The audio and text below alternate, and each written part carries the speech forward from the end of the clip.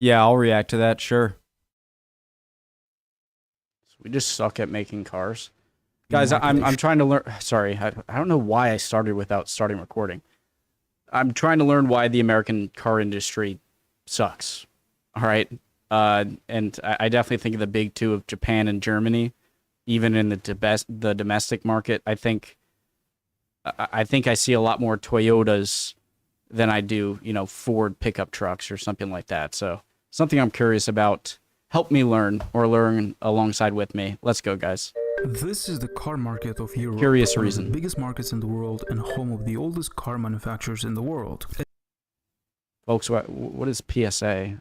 As you can see, it's BMW. mostly dominated by European car makers like Volkswagen, which holds almost 25% of the market, followed by PSA Group, Renault, and other European car manufacturers. Only 25% of the European market is shared with foreign car brands. And this is the car market of Japan, the world's third biggest automobile market. Almost 90% of the market belongs to 10%. native Japanese brands, and another 10% is European luxury car companies like Mercedes, BMW, Audi, and Porsche.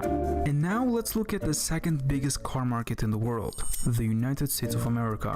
Historically, the dominance of the three big car companies, GM, Ford, and Chrysler, they had a combined market share of 90% in 1965. Granted muscle cars and absence of foreign competition, American car engineering was Question: why is it called Fiat Chrysler?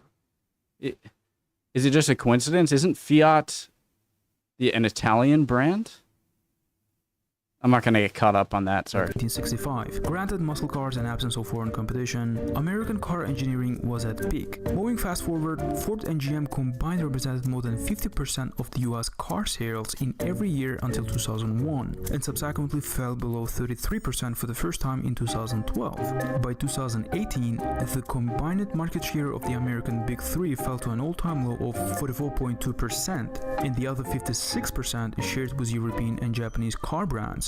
Interestingly, European and Japanese car makers not only have a tight grip in their native markets, but they also dominate in China and the US, two of the biggest car markets in the world.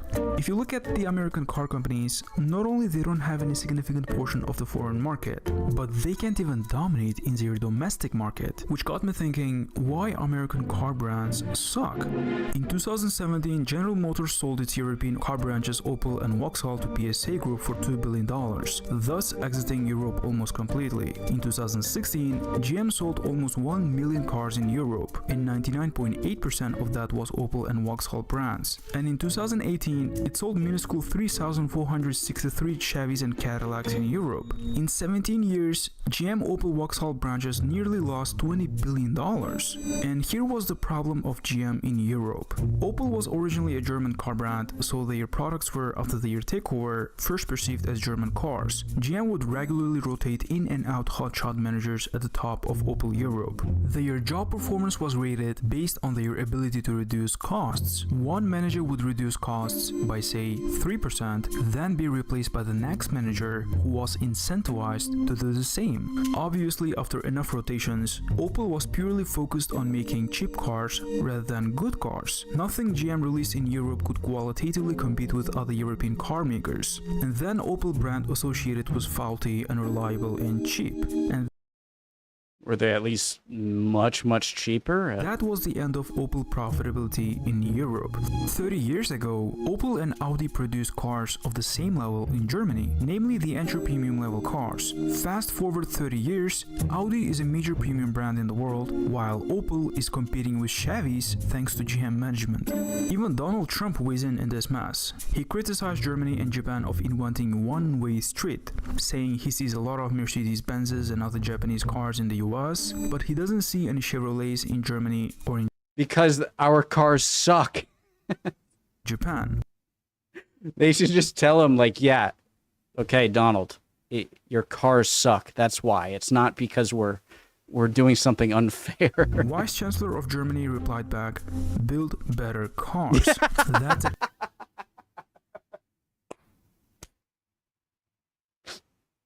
Yeah. classic German mic drop.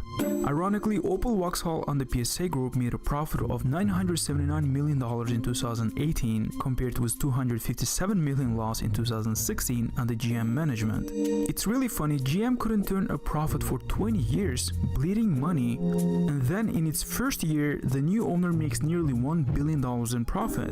That's the biggest LOL ever. GM left India, Japan, and now Europe. One of the biggest mistakes of GM was its inability to adapt to a foreign market. You can't just ship out huge pickup trucks and gas-guzzling SUVs to the 1,000-year-old narrow roads of European cities. You either adapt to the specific market or get decapitated by competitors, so the GM chose the latter. In 2018, Ford announced it will phase out most cars it sells. I feel like that's something that someone would be intelligent enough at the head of these companies to know that giant cars and SUVs, pickup trucks aren't as good in the European market, are not sought after in the European market, and so would tweak that. But,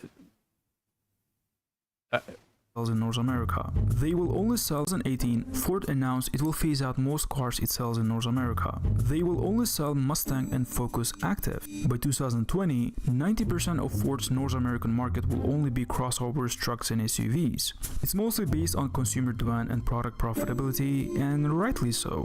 As of 2018, trucks and SUVs made 68% of the US car market. Additionally, car companies make a hefty amount of profit by selling trucks and SUVs as they are inherently expensive vehicles than a sedan. Even luxury car brands like Ferrari, Lamborghini, Jaguar, and Maserati are getting into SUV business, so Ford in return will stop investing in the next generation sedans. GM also dropping its 6 sedan models, closing down its 3 biggest sedan producing plants, and focuses on making trucks, SUVs, and electric cars. Yet 32% of the sedan market, Toyota has no problem selling their Corolla and Camry, and Honda has no problem selling their Accords and Civics. Well, generally, Americans love trucks and SUVs, but one of the other reasons why people are buying these vehicles is because gas prices are pretty low now. Today's SUVs don't guzzle gas like their predecessors, but they still get worse mileage than a sedan. I remember the Hummer phase. This is probably like late 2000s of these giant. They had the H1, H2, H3 Hummer, and they actually got smaller. The H2 was smaller than the H1, H3 was smaller than the H2. The H1 Hummer was freaking huge. It was essentially like a military-sized combat vehicle, just painted a different color and got rid of the guns. I really want to know. Like, if you see a Hummer nowadays, it's like seeing a unicorn. And I'd imagine if anyone remembers from back then during the Hummer craze over here in the U.S. didn't last very long. Horrible gas mileage. Did any Hummers get sold over in Europe that anyone knows? All you need is one major news event from the Middle East, and gas prices will skyrocket again just like it was in 1973 oil crisis. And then all these soccer moms buying SUVs will start complaining that they can afford Christmas present for their little Johnny. So the sedan is Americans owe around less $1.2 volatile trillion in auto loan debt, not to mention the large pool of subprime auto loans. And statistically, 7 out of 10 Americans live paycheck to paycheck and cannot truly afford these expensive vehicles. And here is an interesting analysis. In 2005, before an economic recession, 12 million trucks and SUVs and 8 million sedans sold in the US. In 2010, during the recession, sedans gained popularity because of economic use of fuel and overall much cheaper than SUVs. 8.2 million sedans and 6 million SUVs and trucks sold in the US. I'm gonna guess that this was the Hummer phase. In that year, 8.2 million sedans and 6 million SUVs and trucks sold in the US in that year.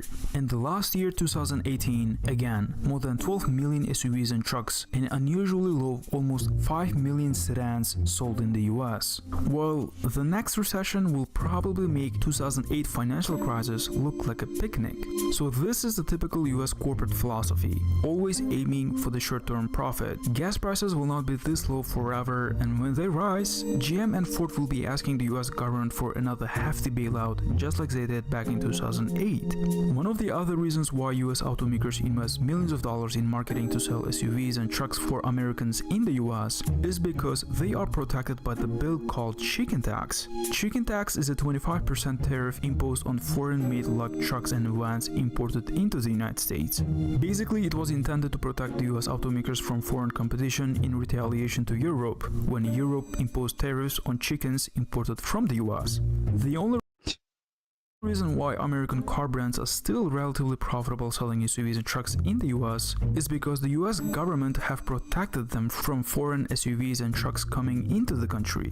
Even though Ford is more popular than GM in Europe, it has financial losses on the continent. By the end of 2019, Ford expected to post $3.6 billion losses in the European market. Ford left Japanese, Indonesian, and Russian markets a few years ago, where Japanese and European car brands thrive. Frankly, American car companies find it easier to roll over rather than actually compete. One of the biggest reasons why majority of people favor foreign cars than American brands is the reliability and quality. 2018 was a tumultuous year for the American brands, especially Ford. Its sales dropped 15%. And when you really think about it, that's very interesting. Is the Corvette an American-made car?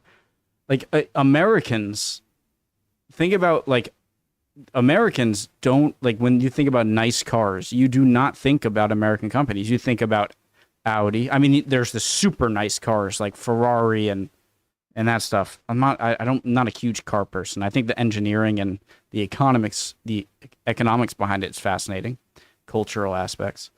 But oh my God, what was I? Oh yeah, but we see like the nice. Below that, like the very nice cars is like Audi, BMW, stuff like that. I feel like I'm missing one. That of like the trifecta. Mercedes, right? So even Americans like consider the American cars as just not as nice. From 2017, and it has recalled 1.6 million Ford F-150 pickup trucks that have issues with front seat belts. In fact, top 3 biggest car recalls in 2018 was all American car brands. 1.3 million Ford Fusion and Lincoln MKZ that have issues with steering wheel bolt, allowing the steering wheel to potentially detach, about which is more than enough to cause the alarm. And another 1.3 million Ford Focuses with fuel tank issues have been recalled. Generally, American cars have lower reliability and so is this tying back to like what he said a few minutes ago in the video where new CEOs, people in charge, just want their focus on short-term profitability, right? And so does that lack of like long-term investment in reliable cars, because like it might take a little bit of less profit in the meantime, which is going to get the new CEO fired. And so if you're just swapping out CEOs, it's just do whatever you can so that the next earnings report is as good as possible. Screw the earnings report and competition 10 years from now.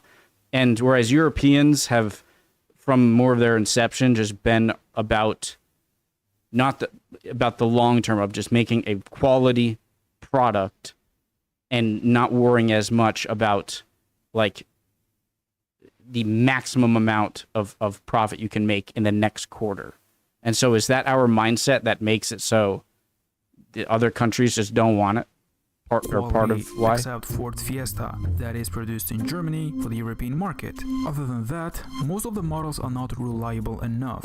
But on the other end of the spectrum, Japanese quality dominates all around the world. The main reason that Japanese cars consistently rate higher in terms of quality than US cars are, Japanese cars are built by 2 world-class manufacturers, Honda and Toyota. It has little to do with Japan versus the USA and everything to do with different styles of corporate management. Honda and Toyota have been very very profitable, and profit makes it much easier for a company to emphasize quality. And Japanese companies generally follow the Kaizen principle, which generally means continuous improvement. It goes hand in hand with the statement that Toyota and Honda emphasize quality, because the Kaizen system in and of itself emphasizes proactively looking for defects and problems before they happen. And companies using the system often incentivize their employees to do so by offering cash rewards per defect found and corrected.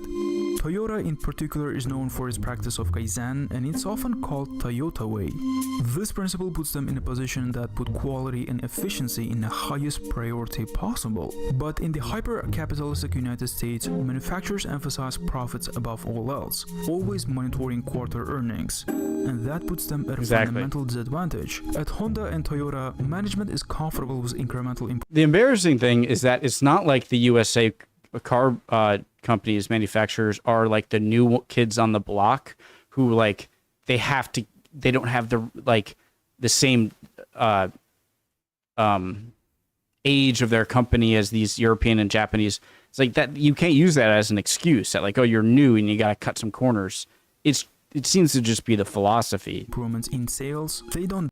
At Honda and Toyota, management is comfortable with incremental improvements in sales. They don't demand big changes during every redesign. Management is very stable. The same people are in charge for years. This stable incremental approach means that engineering can focus on steadily improving every individual system in a vehicle, rather than reinventing something every 5-7 years. Now, GM loyalists might argue that Toyota and Honda can only afford this approach because they are so profitable, but Toyota and Honda are doing this approach for decades, which is why they are profitable. Exactly. That's he just said what I tried to say. It's like you don't have the excuse of not having a long history of car manufacturing. That you don't have that excuse. But Toyota and Honda are doing this approach for decades, which is why they are profitable.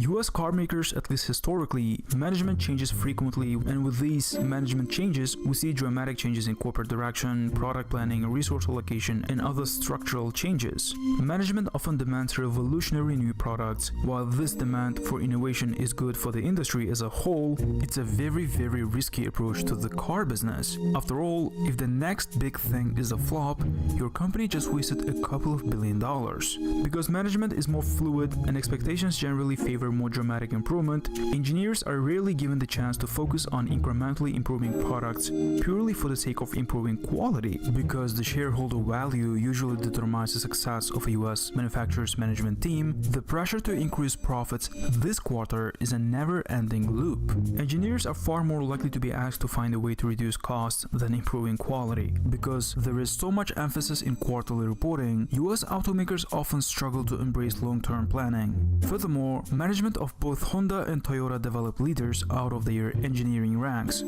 Okay, but wouldn't you as a company notice the trend that this just trying to do it quickly as possible is losing your edge over the car market? And so how stubborn would you have to be to just not notice obvious trends, and then, letting your CEOs who are like your higher ups management come in and like, all right, you've got like 5 years to come up with this. It might not be that profitable, but if we just keep doing this cheapest way, quarterly expectations, you're going to just keep falling over time. So couldn't you adapt? Management of both change? Honda and Toyota develop leaders out of their engineering ranks. For example, virtually every CEOs of Honda have been engineers. Meanwhile, Ford's current CEO came out of furniture industry to the top position in Ford Company. Generally, a lot of American companies tend to be led by sales guys, which often puts them in the philosophy of telling consumers what they want instead of building what a consumer wants. And that is backfiring in Europe and Asia, as we see those companies leaving countries by countries every year.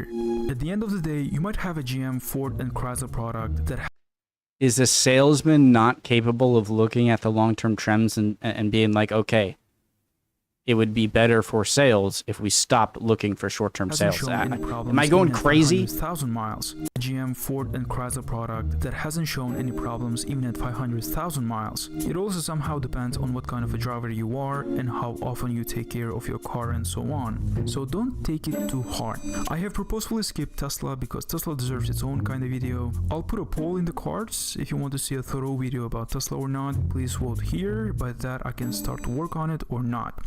Thank you for watching. What do you think about the American car brands, and have you owned one? If yes, please share your thoughts down in the comment section below. I have only ever I've only owned one car, the car I have now, which is a Volvo, and I love it. And it has like 250, it has many miles, over 200,000 miles. And the one that, it wasn't mine, but like I had it in high school that I would use to, to drive to school, junior and senior year, was a Volkswagen, and I loved it. So no, not only have I never, and I was driving a Honda Civic for a bit. So Honda Civic, so that's 3 different countries that I have driven the cars, and I loved all of them.